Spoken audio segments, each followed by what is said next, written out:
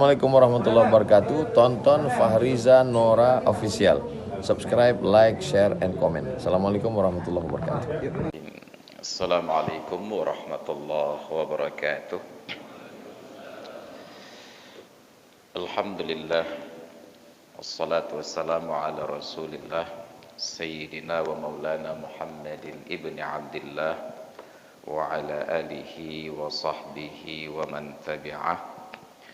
Wa qala Allah ta'ala fil Qur'anil azim wa huwa asdaqul qailin wa man ahsanu qawlan mimman da'a ila Allah wa 'amila salihan wa qala innani minal muslimin.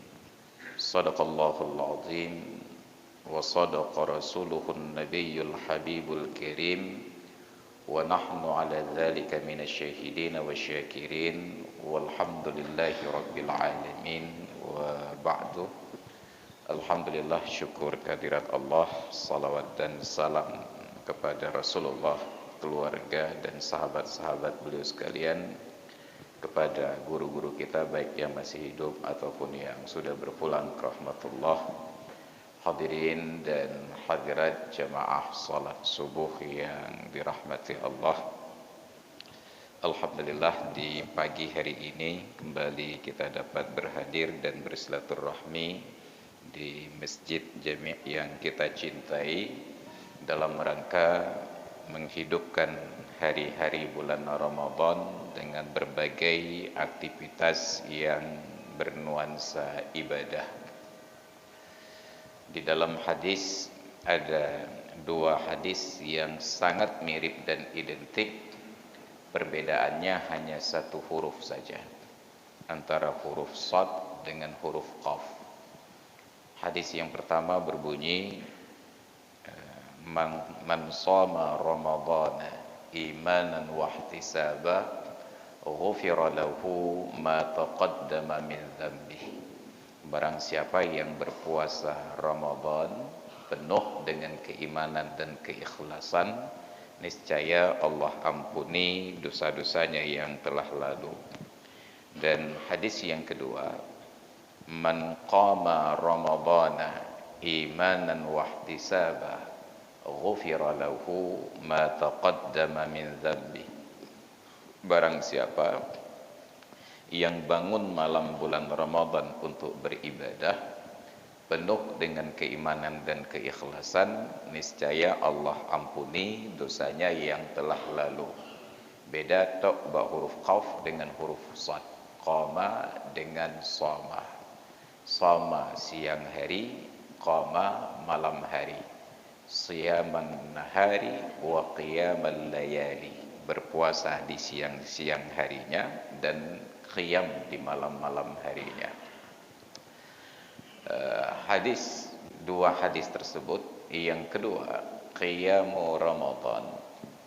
Para ulama seolah-olah bersepakat untuk menyatakan la yusammal qiyamu qiyaman, tidak dinamakan aktivitas beribadah di waktu malam dengan kata-kata qiyam illa ba'da niyamin, kecuali apabila setelah bangun dari tidur. Dengut dilaya baru tabedoh tapubut ibadat.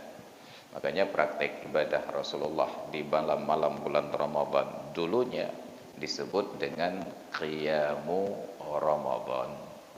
Maka pada kesempatan hari ini kita akan berbicara judul yang lebih spesifik dari Al-Quranul Karim dalam surat At-Taubah, ketika Allah Ta'ala menyatakan innama ya'muru masajidallahi man amana billahi wal yawmil akhir wa aqamas salata wa ataz zakata wa lam yakhsha illallah fa'asa ulaika ayyakunu minal muhtadin. Terjemahan secara harfiah, hanya saja yang memakmurkan masjid-masjid Allah adalah orang yang beriman kepada Allah dan hari akhir, mereka dirikan salat dan mereka tunaikan zakat dan tidak takut kepada sesuatu apapun kecuali hanya kepada Allah saja. Maka mudah-mudahan mereka masuk dalam golongan orang-orang yang mendapatkan hidayah. Jadi ada memakmurkan masjid. Makmur dari 3 huruf dasar, in, mim, ra. Amarah, ammaruha aktsara mimma ammartumuha. Penghuni bumi sebelum kalian telah memakmurkan bumi lebih dari yang mampu kalian lakukan hari ini. Makmur, apa makna makmur? Beramai. Maka orang yang meramaikan sebuah tempat itu disebut dengan umrah. Maka umrah itu meramaikan negeri Mekah dengan aktivitas ibadah. Ketika kawan-kawan Muhammadiyah mengadakan pertemuan tahunan, mereka menyebutnya itu mu'tamar. Datang untuk meramaikan sebuah kegiatan. Orang yang datang dengan tujuan hanya untuk keramaian saja disebut dengan mu'tamir, disebut dengan penggembira. Negeri yang sudah ramai disebut dengan negeri yang makmur. Ini dari kata dasar makmur. Maka memakmurkan masjid artinya meramaikan masjid tersebut dengan berbagai kegiatan. Memakmurkan masjid ini ada 2 sisi. Jadi ketika di dalam surat An-Nur Allah Ta'ala menyatakan fi buyutin adzinallahu an turfa'a wa yuzkara fiha ismuhu yusabbihuna lahu fiha bil ghuduwi wal asal. Di rumah-rumah yang diizinkan oleh Allah Ta'ala ayyurfa'a fiha, untuk ditinggikan padanya, wa yuzkara fiha, sebutkan pada rumah-rumah tersebut namanya, bil ghuduwi wal asal, di waktu pagi dan di waktu petang. Al ghudu itu waktu pagi. Maka tadi sebelum salat subuh ada salat sunat. Orang bertanya-tanya, salat sunat sebelum subuh itu apakah salat sunat qabliyah subuh ataukah salat sunat fajar? Yang kanjut kepaki kita jawab ya. Padahal itu adalah ekno, ekceno, ekmano. Ada saja. Maka para ulama katakan salat sunat sebelum subuh itu ada 4 nama. Salatul fajri, salatul subhi, salatul ghadati, dengan salatul bardi. Putbohnan. Salatul subhi, salat subuh. Subuh itu ada yang fardu, ada yang sunat. Dan Allah menyebutkan waktu subuh di dalam Al-Quran dengan kata-kata fajar. Wa aqimis salata liduluki syamsi ila ghasaqil laili wa qur'anal fajri. Dirikanlah salat ketika tergelincir matahari hingga kepada gelapnya malam, dan salat fajar. Maka salat subuh, salat fajar, ada sunat subuh, sunat fajar, nyanyi. Kemudian ada salatul bardi. Bardinya secara lughat artinya lepi, sejuk. Karena memang bengah sejuk. Yang ketiga disebut dengan salatul ghadati, salat pagi. Bil ghuduwi, di waktu pagi, wal asal, dan di waktu petang. Siapa yang diizinkan untuk meninggikan suara berzikir di rumah-rumah Allah? Rijalul la tulhihim tijaratun wala bay'un an dzikrillah. Orang-orang laki-laki. Yang ketanda bahwa masjid kan tempat meneen urinang, tempat orang laki-laki. Yang mereka ini la tulhihim tijaratun, tidak disibukkan oleh bisnis, wala bay'un, dan transaksi jual beli, an zikrillah, dari berzikir kepada Allah Ta'ala. Artinya ketika sedang berada di dalam masjid tidak boleh ada perbincangan terkait dengan bisnis. Maka Nabi kepingat kepada para sahabat, idza ra'aita man ba'a wa bata'a fil masjidi faqulu lahu la arbahallahu tijarataka. Bila kalian melihat ada orang menjual dan membeli di dalam masjid, maka katakan kepada mereka, semoga Allah tidak berikan keuntungan di dalam bisnismu. Maka di dalam masjid, yang haba yang kita pegang hanya haba terkait ibadah, terkait dengan ilmu yang merujuk kepada zikir kepada Allah. Jadi kalau setelah selesai solat, taduk batameh-tameh masjid, tapeh cakra, cang panah, peh kerupuk, bukan bahasa-bahasa yang taban ya. Itu masuk dalam kategori yang dilarang. Dalam masjid hanya boleh diizinkan anturfa'a, untuk ditinggikan. Ketika menafsirkan kata turfa'a di dalam ayatnya benar, para ulama memberikan dua kemungkinan. Ada kemungkinan yang ditinggikan itu adalah bangunannya. Bahkan karena ada ayat Al-Quran di dalam surat Al-Baqarah diceritakan tentang kata-kata turfa'a. Wa idh yarfa'u Ibrahimul qawa'ida minal baiti wa Ismail. Dan ingatlah ketika Ibrahim yarfa'u, meninggikan, qawa'ida minal baiti, pondasi Baitullah, wa Ismail, dengan putra beliau Ismail. Maka sebagian ulama menyatakan yang diizinkan untuk ditinggikan itu bangunannya. Karena itulah Ka'bah di masa Nabi Ibrahim alaihissalam sampai di masa Nabi Muhammad sallallahu alaihi wasallam tidak setinggi Ka'bah pada hari ini. Leblah meter barunya. Zaman hanya teruk leblah meter. Hanya sekitar mungkin 5 meter ketinggian. Bahkan pintu Ka'bah itu dekat dengan tanah, tinggal naik 3 anak tangga bisa masuk ke dalam. Jino peh ba renyun lagi renyun pesawat ya. Banyak. Diizinkan untuk ditinggikan. Maka hari ini kita berlomba-lomba untuk meninggikan bangunan masjid. Nyandum manyang bangunan sehingga waktu talat jum habis bateri yang demi ganto. Hantruk dah jangkau li ke manyang tat. Yang kedua, memahami dari siyak kalam. Karena kalimat meninggikan tersebut berlanjut wa yuzkara fi hasmuhu, yang diizinkan oleh Allah untuk ditinggikan dan disebutkan di dalamnya nama Allah. Maka ada yang menyatakan tinggi yang dimaksud adalah tinggi suara.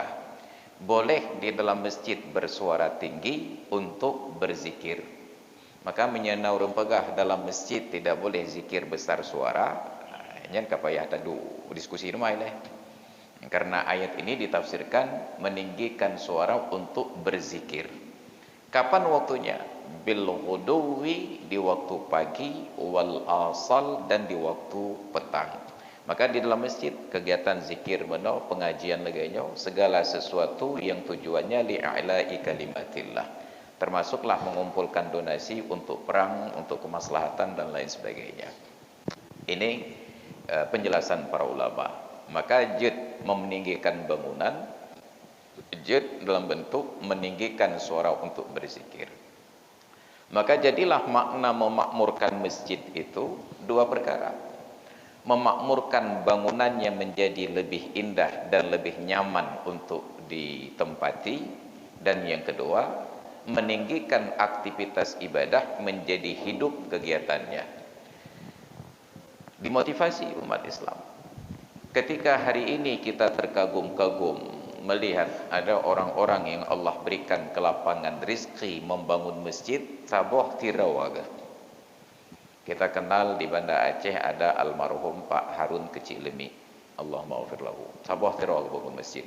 Sampai selesai, sampai hari ini tidak ada kotak amal dalam masjid. Hana menjempung dengan harta orang lain, kerawaga. Dan benar-benar serius. Yang kita kagum, sampai kepada anak dan cucu orientasinya tentang masjid. Maka ketika pegat pengajian dengan anak-anak ganyan yang agam yang inang hadir geduk sinan, cucu-cucu ganyan hadir geduk sinan. Padahal secara harfiah mereka ini orang yang itanya meh jename ke perumahan aglah lam tapi anak kapungo. Babi hartayah makaya hansib lam. Ini keberkahan dalam hidup. Kemudian ada almarhum Pak Muhammad Hanafiyah, PT Dunia Berusaha, gepedang masjid Sabah Tero di Lok Sukun. Tentu kita juga berpikir, ya Allah, kapan saya akan sekaya mereka untuk membangun masjid? Dan ternyata Allah dan Rasulnya tidak mensyaratkan kaya materi untuk membangun masjid. Asal ada niat dan keinginan, justru niat itu lebih besar daripada materi. Karena ketika Rasulullah hijrah ke Madinah dulunya, orang-orang munafik dan Yahudi membangun masjid di Madinah di daerah Quba yang dalam sejarah terkenal dengan nama Masjid Dirar. La masjidun ussisa 'ala taqwa min awwali yaumin ahaqqu an taquma fihi. Sungguh masjid walaupun bangunannya sederhana, tetapi motivasi membangunnya itu karena takwa kepada Allah Ta'ala. Engkau lebih berhak untuk beribadah di dalamnya daripada masjid yang dibangun untuk memecah belah persatuan umat Islam dan memantau pergerakan-pergerakan mereka. Maka masjid yang dibangun oleh orang munafik dan Yahudi ini terkenal dengan nama Masjid Dirar, dan oleh Nabi diperintahkan untuk dibakar. Padahal lebih lagak, sedangkan masjid Nabi yang dibangun itu sederhana sekali. Apa kata Nabi? Man bana lillahi masjidan walau kamifhasati qutatin banallahu lahu baitan fil jannah. Barang siapa yang membangun masjid karena Allah di muka bumi, ingat motivasinya karena Allah. Ubena bangun masjid walau kamifhasati qutatin, walaupun hanya sebesar lubang tempat merpati bertelur. Yang kibancara ada temayang ini.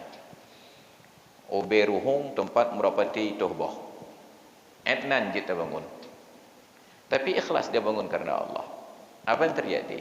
Niscaya Allah bangun untuknya sebuah istana di dalam surga. Kita berpikir, ya Allah, pajan dan bangun sebuah masjid. Ternyata hari ini kita hanya mampu menyumbang untuk pembangunan masjid Rp50.000. Ma Rp50.000 menyatakan ruhung untuk merapati itu bohong kali. Maka dengan ikhlas kita sumbangkan untuk masjid.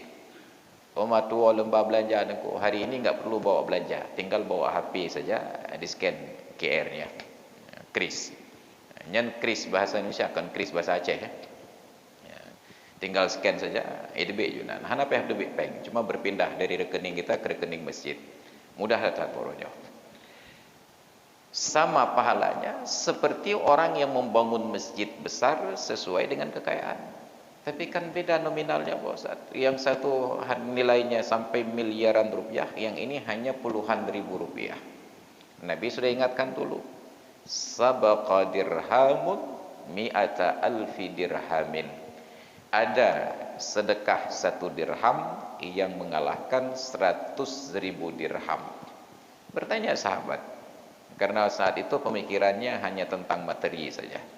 Bagaimana mungkin ya Rasulullah 1 dirham mengalahkan 100.000 dirham? Dijelaskan oleh Nabi. Ada seorang miskin yang punya harta hanya 1 dirham. Yang 1 dirham itu dia infakkan. Persentasenya 100/100.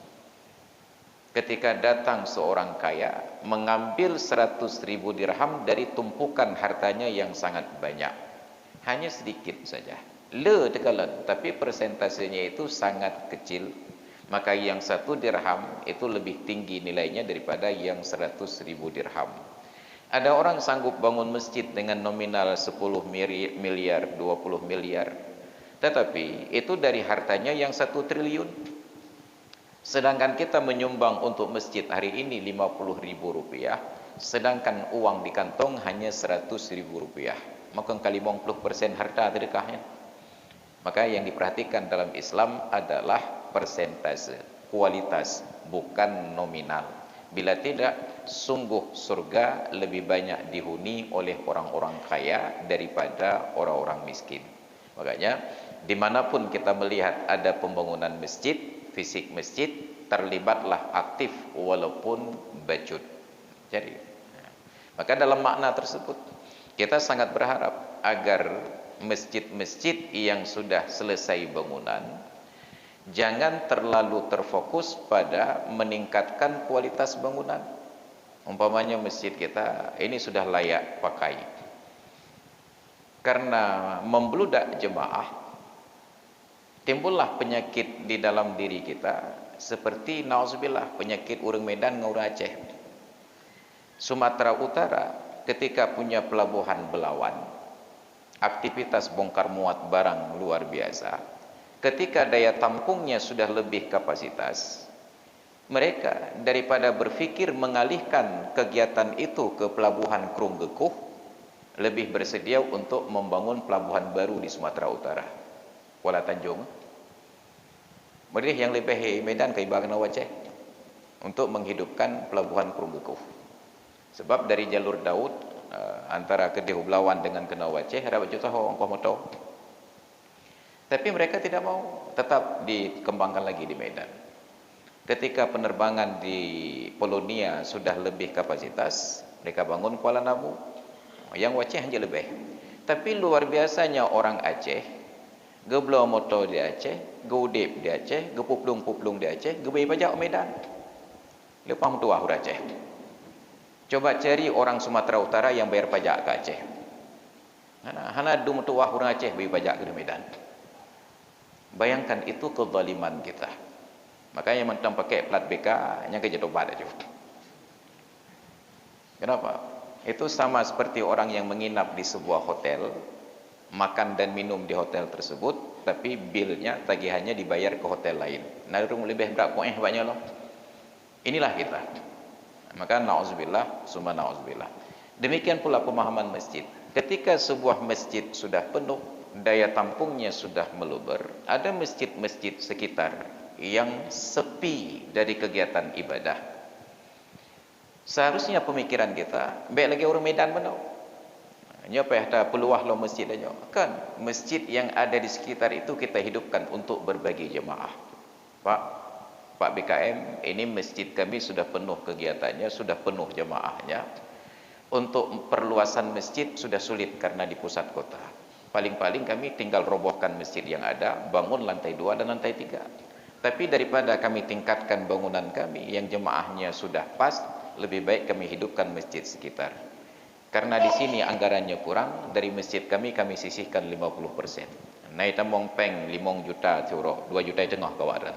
Tapi coba buat laporan pertanggungjawaban. Jadi kalau dalam pembangunan kota ada namanya sister city, maka dalam masjid ada brother masjid, baik sister, karena masjid untuk agama kau rinau. Ada brother masjid, masjid yang kembar. Jadi kemakmuran di sini juga makmur di tempat yang lain. Ini prinsip yang pertama. Prinsip yang kedua, memakmurkan kegiatan ibadah. Saya sudah mulai menggugat kembali. Aktivitas ibadah di dalam masjid terjadi pergeseran yang sudah luar biasa. Kita ambil dari hal yang mulai lazim terlihat sekarang. Kita merasa bahwa masjid yang makmur itu bila ada ibadah, kemudian ada TPA. Saya keramai yang mit sebut gejak urang cik, jacok, jaintat, seolah-olah masjid itu sudah makmur. Kalau kita kembali ke sejarah, benar bahwa di masjid Nabi itu ada pengajian. Tapi pengajian di masjid, pengajian tinggi, bukan pengajian rendah. Masjid tidak dirancang untuk anak-anak. Masjid itu dirancang untuk orang dewasa yang beribadah. Maka tadi malam menjelang tidur, saya buka media sosial, ada sebuah masjid di Turki. Jadi setelah selesai ibadah malam, anak-anak main bola dalam masjid. Ya, oh masjid ramah anak. Ini kan telah haji ubat. Main bola di dalam masjid. Lalu di mana kehormatan masjid dan sakralitas masjid? Maka kalau lagi orang Yahudi di Palestina, mereka main bola di dalam Masjid Al-Aqsa. Ingat, masjid bukan taman kanak-kanak. Maka di zaman Nabi, masjid itu tempat pendidikan tinggi. Tempat Nabi mendidik para sahabat baik itu kibarus sahabah ataupun sigharus sahabah, sahabat-sahabat yang besar atau sahabat yang kecil. Sahabat yang kecil ini adalah mereka yang ketika Nabi hijrah ke Madinah usianya belum mencapai 10 tahun. Ada Abdullah bin Abbas, Abdullah bin Umar, Abdullah bin Amru, dan yang seangkatan dengan mereka. Anak mit datang ke masjid tidak bikin gaduh. Sedangkan anak-anak kita sampai ke masjid gaduh, ribut. Ketika ditegur oleh panitia masjid, orang tuanya marah. Berkata masjid tidak ramah anak. Konsep pernyataan masjid ramah anak itu sangat-sangat keliru. Jangan tuntut masjid untuk ramah anak. Karena nanti orang tua akan menuntut taman kanak-kanak dan playgroup yang ramah orang tua. Jadi punya masjid ramah anak budget, kita toleransi anak-anak ribut di masjid. Nanti TK yang ramah orang tua, harus ketika orang tua datang ke TK, anak-anak itu harus tenang karena sesuai dengan selera orang tua. Maik nyobotnya.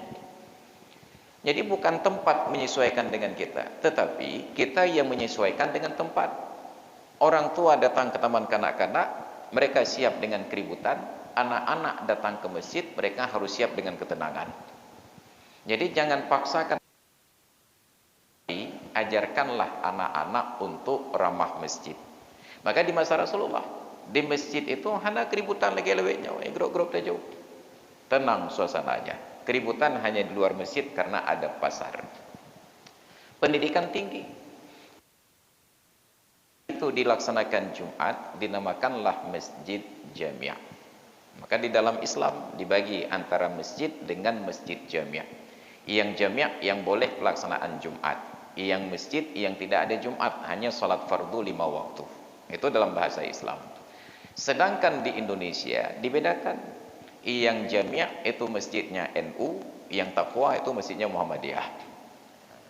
Ya, saya bukan masjid jamiahnya kata NU, Draweh 20 subuh na kunut ina. Namanya kai pegah takwa, nya Draweh 8 subuh na kunut. Di dalam fikih, jamiah pertanda di masjid itu di hari Jumat ada salat Jumat. Kalau disebut masjid berarti tidak ada pelaksanaan Jumat, hanya salat fardu 5 waktu. Maka masjid-masjid yang ada Jumat disebutlah masjid jamiah. Dalam bahasa orang Arab hilang sebutan masjid, tinggal jamiah. Maka masjid di Al-Azhar disebut Jami' Al-Azhar. Di sebelahnya ada Masjid Husain disebut Jami' Al-Husain. Dulu di Turki ada Masjid Hagia Sophia dilaksanakan Jumat, diganti nama menjadi Jami' Hagia Sophia. Ini dasar dia. Karena di masjidnya ada pengajian-pengajian, ketika jumlah jemaah sudah membludak, maka dibangunlah ruang-ruang pengajian yang lain. Ruang pengajian yang lain ini berpindah dari nama Masjid Jami' menjadi Jami'ah. Maka Jami'ah dalam bahasa Arab artinya perguruan tinggi, universitas. Sehingga kalau kita lihat Syekhul Azhar, Syekh Ahmad Said Tantawi dulunya, sampai sekarang Syekh Ahmad Thayyib, setiap kali beliau berbicara selalu mengingatkan al-mutakallim bismil azhari jami'an wa jami'atan. Saya berbicara atas nama institusi Al-Azhar, baik sebagai universitas ataupun sebagai sebuah masjid. Maka tempat pendidikan tinggi, bukan tempat pendidikan anak-anak. Hari ini di beberapa masjid yang ada TPA, jam 4 anak-anak sudah hadir.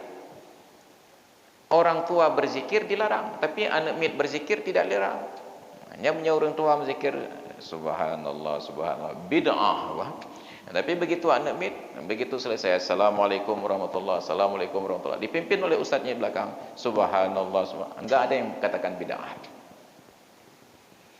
Karena sudah selesai sholat, lanjut pengajian. Tidak semua orang mampu datang di awal waktu untuk sholat fardu. Nah yang jak semayang asa poh setengah limong, poh setengah enam, poh setengah tujuh. Karena dalam mazhab Syafi'i, salat asar berakhir waktu dengan berkumandang azan. Dalam mazhab Syafi'i, 4 waktu salat berlanjut. Duhur habis waktu masuk asar, asar habis waktu masuk maghrib, maghrib habis waktu masuk isya, isya habis waktu masuk subuh. Tapi jangan anggap salat subuh habis waktu masuk duhur. Hai pekan hana teman subuh lam. Pokok ji menjaga lebang lehu matang subuh aku. Nah, subuh tidak berlaku. Subuh berakhir dengan terbit matahari. Dan untuk hari ini matahari terbit pada sekitar jam 6:20 yang telah. Syuruk hari ini jam 6:29. Nah, ini waktu syuruk. Artinya yang solat subuh sekarang masih ada waktu. Masih ada waktu sekitar 10 menit lagi untuk solat subuh. Kalau ada yang datang kemari untuk solat subuh di masjid, memahami hadis Nabi, la salata li jaril masjidi illa bi masjidin, tidak ada solat untuk tetangga masjid kecuali di masjid. Dia pahami secara harfiah. Kan jamaah fikir, pokoknya di masjid, buh jamaah butan. Dia datang kemari, solatlah. Maka kita yang sudah duduk di dalam masjid ini akan melihat dengan aneh. Oh, ini hai sembahyang subuh. Padahal secara aturan syariat dia belum berdosa. Karena sikap sinis kita menjerumuskan sebahagian orang dalam perbuatan dosa. Saya berikan ilustrasi. Asar itu dalam mazhab Syafi'i, habis waktu berkumandang azan maghrib. Habis waktu asar. Kita ambillah kemungkinan yang terburuk. Ada seorang musafir naik bus. Dia sampai kemari 15 menit menjelang azan maghrib. Dia berpikir, kalau saya pulang ke rumah dulu, sampai ke rumah sudah azan maghrib, keluar salat dari waktunya. Maka dia singgah di masjid ini, dia berwudu, dia salat. Nah, kita nyawa di dalam. Kebetulan yang datang ini ustaz. Hamjak aku. Ya, semayang asar dia saat. 15 menit menjelang maghrib, jak semayang asar dia saat. Spontan muncul pertanyaan kita, hai don tengku inohan sembahyang apa? Malulah beliau karena sudah terlanjur salat. Beberapa waktu kemudian terulang proses yang sama. Beliau turun dari bus 15 menit menjelang maghrib. Untuk menyelamatkan salat tetap di dalam waktu, beliau singgah di masjid ini untuk salat asar 15 menit menjelang maghrib. Kalau gedung semayang, getamong la masjid kena semayang. Merumpok getanya. Katanya yang lain, hoyak aku. Hana dia bekah lihat mayat sah. Leng kena jak kalam so jadual khatib udah Jumatnya. Karena kita tidak keluar-keluar dan beliau malu terlihat salat asar pada jam tersebut sebab sudah digugat pertemuan sebelumnya. Keluar dari masjid, gelanjut wa rumah, begitu sampai ke rumah, Allahu akbar, Allahu akbar, keluar asar dari waktunya. Berdosa beliau gara-gara pertanyaan katanya. Padahal tekedi hana ada demanyong pertemuan yang kau ikut, beliau tetap salat asar di dalam waktu. Makanya di dalam agama, selama tidak bertentangan dengan syariat, jangan terlalu digugat. Seorang perempuan janda meninggal suami. Walladzina yutawaffawna minkum yatarabbasna bi anfusihinna arba'ata ashhuri wa ashra. Orang yang meninggal di antara kalian meninggalkan istri, menahan diri selama 4 bulan 10 hari. Tiretuh lepluh urau. Urau ke tiretuh lepluh sah, truk lintu ke jum kawin. Sah secara syariat. Tapi tidak ada perempuan yang berani menikah, bahkan setelah 6 bulan suami meninggal. Truk lintu renggakkan. Dia bancu po je tam keluarga. Hai sebetul je tengku cik kajet bukan karena lintu len kan 6 bulan lebih umur. Apa cik prehlom? Hana mangai begah-begah le orang kampung, hana setia apa? Diki bancit. Payah tak preh truk situ ni le. Jadi tengku lintu dia menjawab, saya kalau menanti setahun enggak tahan, harus ajukan proposal ke tempat yang baru. Wah, enggak ke selamat jalan aku. Wah. Begitu berlalu setahun, hana lintu lain yang truk. Maka ngapain mengkat apa yang nar ya? Bayangkan terjadi penyakit masyarakat. Wanita yang tidak sabar atas kondisi akhirnya terjerumus dalam dunia prostitusi. Padahal kalau bukan karena menimbang pernyataan masyarakat, dia sudah punya suami. Maka selama tidak bertentangan dengan syariat, adat masih bisa toleransi. Tapi kita tidak toleransi dengan adat, kita hanya bertoleransi dengan syariat. Maka nauzubillah. Masuk pada bahagian kedua tadi tentang memakmurkan masjid dengan ibadah. Ada pendidikan tadi. Maka TPA di masjid itu salah tempat. Masjid bukan tempat anak kecil. Masjid adalah tempat orang beribadah dengan khusyuk. Boleh bawa anak kecil ke masjid yang pertama sudah 7 tahun ke atas. Karena itu sudah ada perintah solat. Boleh yang di bawah 7 tahun diajak ke masjid, tetapi di dalam pantauan orang tuanya. Maka jangan orang tua ajak anak ke mari, anak-anak di belakang, orang tua di depan. Anak mit atas kam tapat tapi roji 2 ro atau lebih. Begitu orang tua masuk dalam aktivitas, mereka langsung buka sidang paripurna. Karu ban ka karu anak mit muta tenak tu. Anu banyak karu dah rumah ma ke deh. Marahlah ibu-ibu di rumah. Masjid tidak ramah anak, bukan. Yang pertama, anak tidak ramah masjid, sampai ke masjid terjadi keributan, kesalahpahaman dari panitia masjid. Maka bangun persepsi yang benar. Anak-anak yang diajak ke masjid, ajarkan untuk hormat dan beradab di dalam masjid. Jadi kalau masuk ruang pengadilan mentang sangat sakral, kenapa masuk masjid boleh sembarangan? Bahagian yang kedua, bulan Ramadan. Pertanyaan terbesar kita, bukankah di dalam Islam itu setiap amalan dinilai pada bahagian akhir? Innamal a'malu bil khawatim. Hanya saja amalan itu diukur pada penutupan. Tapi kenapa bulan Ramadan justru ramai di awal, sepi di akhir? Ada kesalahan. Kalau ibarat olahraga, ibadah Ramadan itu seperti maraton. Enggak perlu terlalu semangat di awal, tapi simpan tenaga untuk di garis finish. Katanya ikut maraton, menai beut bendera ube terang. Baru setengah haran habis tenaga. Ikap slow-slow mentang bacut-bacut. Maka sekarang persepsi yang dibangun tentang Ramadan keliru. Apa kelirunya? Rasulullah itu tidak mengajarkan ibadah yang berat. Salat itu secara terpisah masing-masingnya ibadah yang berat. Wa innaha lakabiratun illa 'alal khashi'in.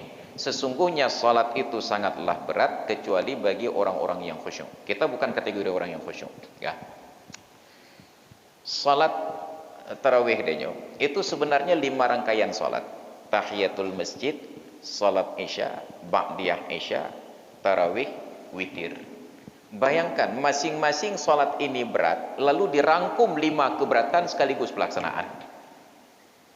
Maka kita yang tarawih 20 rakaat, total jumlah rakaat 31. Tahiyatul masjid 2, isya pun 6, ba'diyah isya 2, 8, tarawih 20, 28, witir lepluk sarakaat dikerjakan oleh orang yang belum sempat istirahat dari jam 4 subuh. Yang poh-poh nanti. Maka karena tidak sesuai, apa yang terjadi? Kita ingin sholat tarawih itu sesuai dengan semangat proklamasi 45. Diselenggarakan dengan cara yang seksama dan dalam tempo yang sesingkat-singkatnya. Mawawailuh dah. Karena tidak kita persiapkan. Maka Nabi tidak praktekkan sholat itu berlanjut. Beliau sholat isya, tidak tahiyatul masjid. Nabi tidak pernah sholat tahiyatul masjid. Kenapa? Karena setiap kali beliau masuk masjid, berkumandang qamat, langsung sholat fardu. Sholat isya, pulang ke rumah, ba'diyah isya. Istirahat, tengah malam kembali ke masjid, salat qiyamu Ramadan. Dalam riwayat yang sahih dan sharih 8 rakaat, tetapi tidak langsung dengan witir. Pulang ke rumah baru witir. Tsumma autara. Di zaman Sayyidina Umar diinstruksikan 23 rakaat. Tapi ingat, di zaman Sayyidina Umar tidak dari salat isya lanjut tarawih. Isya delay, pulang ke rumah. Yang berminat kembali ke masjid untuk tarawih. Maka kalau kita berdebat sekarang, yang benar tarawih itu 8 atau 20? Saya jawab untuk sekarang, yang 8 kan 20 kan. Kenapa? Karena yang 8 rakaat Nabi praktekkan di zaman beliau dinamakan salat qiyamu Ramadan. Baru benar praktek 8, tidur dulu baru salat qiyamu Ramadan. Mudah-mudahan betul 20 tentu. Yang 20 rakaat.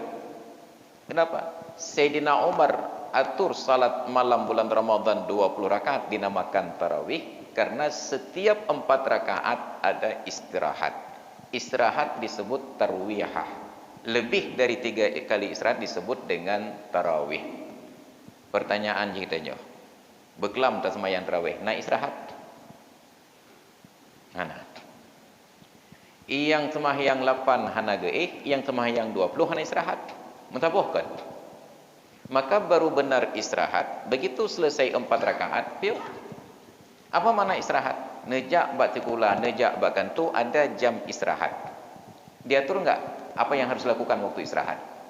Bebas. Di sekolah yang mau lanjut belajar silahkan duduk di kelas. Yang mau jajan silahkan ke kantin. Yang mau olahraga silahkan ke lapangan. Yang kena silahkan. Itu istirahat. Sedangkan kita begitu selesai 2 rakaat, fadlan minallahi wa ni'mah. Begitu selesai 4 rakaat, subhanal malikil ma'bud. Maka tidak ada kebebasan pada istirahat. Karena memang di negeri ini sudah tidak ada kebebasan. Ini cikalan wati tang putu rame-rame. Begitu selesai putu resmi, gaya bebas. Yang pikir bebas. Yang gaya bebas artinya boleh nyawa mendung. Gaya bebas. Yang wati pegah putu gaya bebas pun ada buduk jarang. Hai, gaya bebas. Itu tegur dia. Itu saking tidak ada kebebasannya di Indonesia. Bahkan saat disebut bebas tetap harus seragam. Maka yang 20 kita tidak ada istirahat. Makanya saya selalu menggugat, kenapa kita harus terburu-buru salat malam bulan Ramadan, Isya jam 8 lanjut tarawih sudahi dengan witir. Padahal instruksi Nabi, ij'alu akhira salatikum bil laili witran. Jadikan salat kalian paling akhir di waktu malam adalah salat witir. Kitanya menten jaga subuh 97,5%. Kenapa tidak kita tunda witir pada waktu sahur? Kalau mencontoh Nabi, beliau pisahkan antara salat tarawih dengan salat witir. Dan bukankah keributan di masjid antara 8 dengan 20 tok bawa witir? Menyenam gabung 2 buah jamaah, yang 8 ruk malapan ke apakah? Awak dan yang 20 negatif lah, kamu kena witir. Yang 20 tu awak dan yang 8 debit lah, kamu lanjut 20. Karu tok bawa witir. Andai kata panitia masjid sigap, langsung diumumkan sejak dari awal Ramadan. Masjid kami hanya memfasilitasi solat tarawih, terserah mau 8 atau 20, yang witir urus masing-masing sendiri. Aman masjid. Ini problematika kita. Makanya saya selalu ingatkan, Arab Saudi yang paling disiplin solat berjamaah di awal waktu, khusus Ramadan, mereka tunda azan Isya ke jam 9 waktu Arab Saudi, padahal Isya di Arab Saudi jam 8 waktu Arab Saudi. Karena orang Arab paham, orang baru selesai buka puasa makan berat, perlu jeda waktu dan istirahat, baru mulai aktivitas solat. Tapi orang Aceh jauh lebih taat daripada orang Arab. Aceh kapolapan takat juga. Maka nauzubillah. Dan ini tidak dipahami oleh para pengambil kebijakan di negeri ini. Keluarlah seruan yang aneh-aneh. Yang Forkopimda akan mendatangkan pengumuman. Mulai dari ke Gubernur, Kapolda, Pangdam, Kajati, sampai Ketua MPU. Pada poin nomor 3, jangan ada yang buka tempat usaha di malam bulan Ramadan kecuali setelah selesai solat tarawih. Tarawih tak pegang bawai, leh puasa posipluh baru pahah kedai. Orang Aceh posipluh baru kejak kedai kopi. Taduk berkedai kopi tua kuatir, tapi menyolam masjid lam semahyang tinggal kuatir. Yang punya tengah semahyang benar trip baca ayat nak imu tu mereka lanjut. Ni cekalan nak orang lanjut berkedai kopi.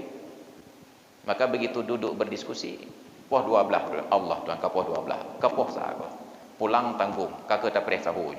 Malam tidak istirahat, siang mengantuk.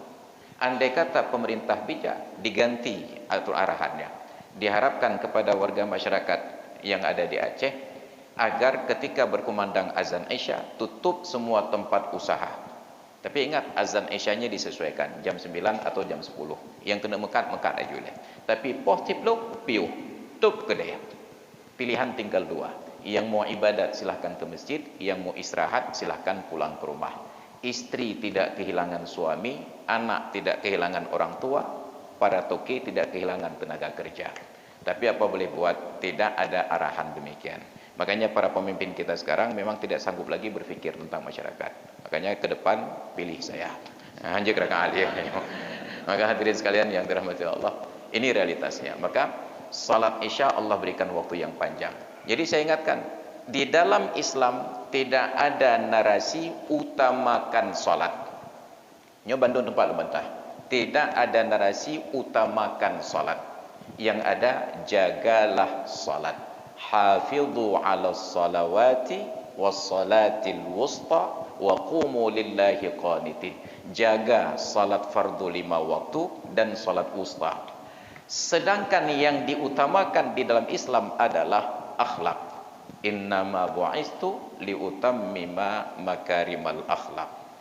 Hai, saya diutus oleh Allah hanya untuk menyempurnakan akhlak yang mulia. Maka untuk salat yang penting di dalam waktu, tidak mesti di awal waktu. Karena salat di awal waktu bukan harga mati. Bahkan salat di dalam waktu bukan harga mati.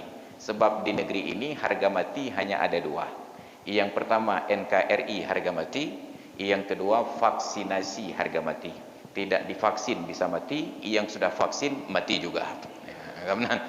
Sedangkan salat jangankan di awal waktu, bahkan di dalam waktu bukan harga mati. Silahkan pelajari kitab fikih. Sudah di akhir waktu mau salat, tiba-tiba terlihat ada orang yang kecelakaan, rumah yang terbakar, orang yang tenggelam. Tunda salat walaupun keluar waktu, selamatkan nyawa dari kematian. Maka saya ingatkan kawan-kawan dokter di Rumah Sakit Zainul Abidin, ada pengajian. Bapak-bapak yang taat salat berjamaah di awal waktu, kalau sedang di ruang operasi tangani pasien, dada dibedah, jantung masuk dalam baskom, berkumandang azan, nyan bek sok-sok taat. Nyu jantung kena mau dalam baskom, berkumandang azan. Bu, ibu nu istirahat ni oleh kamu ayat sembahyang. Jeh jantung kau dalam baskom. Walaupun keluar waktu, selesaikan tindakan operasi. Karena Allah paham kenapa Anda telat solat, tapi hamba Allah ini tidak paham kenapa Anda bermain-main dengan keselamatan nyawanya. Maka hadirin dan hadirat sekalian yang dirahmati Allah, ingat narasi bahagian akhir, utamakan akhlak, bukan utamakan solat. Yang penting jaga solat, jangan keluar waktu tanpa sebab. Bila ada sebab, diizinkan dalam kondisi tertentu. Baik hadirin sekalian yang dirahmati Allah, karena kajian kita hari ini adalah pengajian subuh, dan subuh hari ini berakhir pada jam 6:29. Ini jam 6:30 kabeh pada subuh. Maka kita padakan sampai di sini. Mudah-mudahan jadi ilmu yang bermanfaat, dan mungkin ada jemaah yang ingin berdiskusi lanjutan, nanti bisa kita lanjutkan setelah kita akhiri. Wallahu alam bissawab, wa ilaihil marji'una wal ma'ab. Hadanallahu wa iyyakum ajma'in. Assalamualaikum warahmatullahi wabarakatuh.